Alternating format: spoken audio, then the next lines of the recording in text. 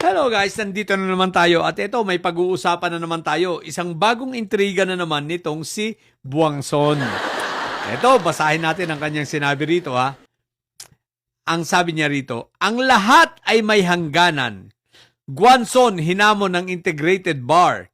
Pagtatago sa asawang may kasong rape, pinaiimbestigahan. Okay guys, kaklaruhin natin na. Okay, ito po ay isang intriga. Maliwanag. Bakit? Sapagkat ang kasong yan ng asawa ni Congressman Jinky Luistro ay tapos na. Na-dismiss na ng korte dahil nga fabricated. Okay?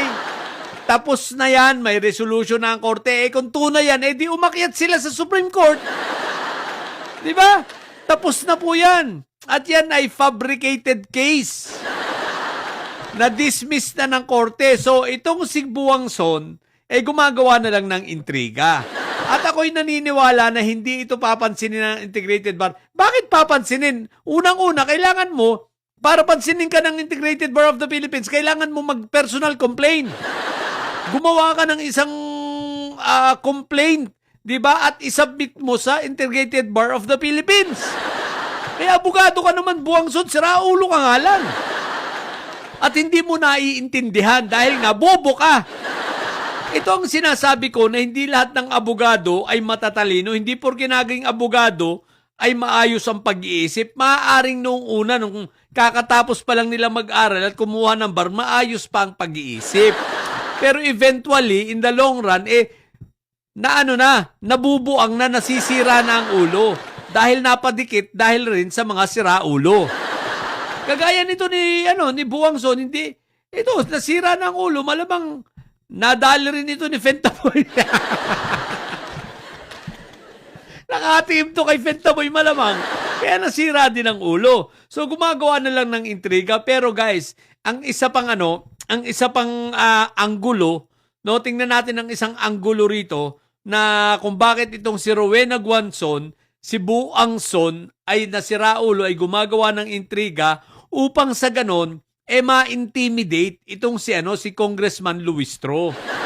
Hindi nagkaigi ang intimidation na ginagawa at intriga nitong si Inday Sayad na kesyo may utang daw, kesyo hindi daw sila binayaran na ganyan, wala namang maipakitang ebidensya. Hindi rin siya makapagdemanda. Ngayon, nag-shift ngayon. Sinusubukan naman nila na itong si Buangson ang gamitin at gumawa nga ng intriga. Nag-shift at gumagawa ng intriga para sa ganon, ma-intimidate dahil nga, ma-intimidate itong si Congressman Luistro, ma-intimidate sa gagawin niyang pagdinig sa impeachment ni Inday Sayad para ma-divert ang atensyon, pati ang atensyon ng mga tao, mawala ang isip, mawala ang focus sa impeachment, binabalik nila ito, recycle na intriga na na-dismiss na ng korte. At sinusubukan nila si Buangson. Bakit? Wala na ba kayong maisip na matino? Sa bagay, wala na silang makukuha pating matinong tao. Sino ba naman matinong taong papatol sa kanila, di ba? Papatol sa mga ganyang intriga. Di ba? Wala, di ba? Pera-pera lang talaga. Si Buangson, ito, buwang talaga ito. Sino ka ba naman ang Integrated Bar of the Philippines maniniwala sa isang taong katulad mo? Excuse me po, sa isang taong abnormal? Sa isang taong wala sa tamang pag-iisip? Sa isang taong may diferensya ang utak? Maniniwala? Kapwa mo lang siraulo maniniwala sa'yo, Buangson. No? Kapwa mo lang, yung mga didilis lang. Tsaka yung mga ghost supporter ni Inday Sayad. Ang gawin nyo, patunayan ninyo, punta ka sa IBP at magdemanda ka. O, di ba? Patunayan ninyo, na-dismiss na nga ng korte. Akala nyo naman, tatalabi ang mga ginagawa ninyong intimidation kay Kong Luistro, utot ninyo. Strong ang personality ng babae niyan. Kaya lang may utak talaga, hindi kagaya mo, Buangson, ikaw nagtatapang-tapangan ka lang, pero ang totoo, sablay ka't may sira ang ulo mo. Buwang sira ulo ka lang, Guangson, yun ang totoo. Akala mo naman magkakaig yung mga diskarte ninyo, utot nyo. Ilang araw na lang, magsisimula na, March 18, then April 8. Gawa pa ng istorya, gawa pa ng kwento, pero hindi yan magkakaari. Walang mangyayari dyan. Tsaka, may naniniwala pa ba rito? Siyempre, bukod sa Didilis, yun, naniniwala rito kay Buangson, no? Pero, other than that, wala na. Yung pag matinutak ang tao, maniniwala ka rito. Ay, Diyos ko po, Rudy! Di ba? Talagang obvious na sira ulo ito. Kitang-kita naman. Kitang-kita naman. Ang totoo niyan, malamang siya ang may kaharapin. Siya ang may kaharapin sa Supreme Court at sa IBP, no? Itong si Guangson, yung naalala niyo yung ginawa niya dati sa isang abogado, no? Na atinista. Atinista nga yata, no? Atinista, no? So, tingnan natin yon. Hintayin natin ang magiging resulta ng complaints na yun, ha?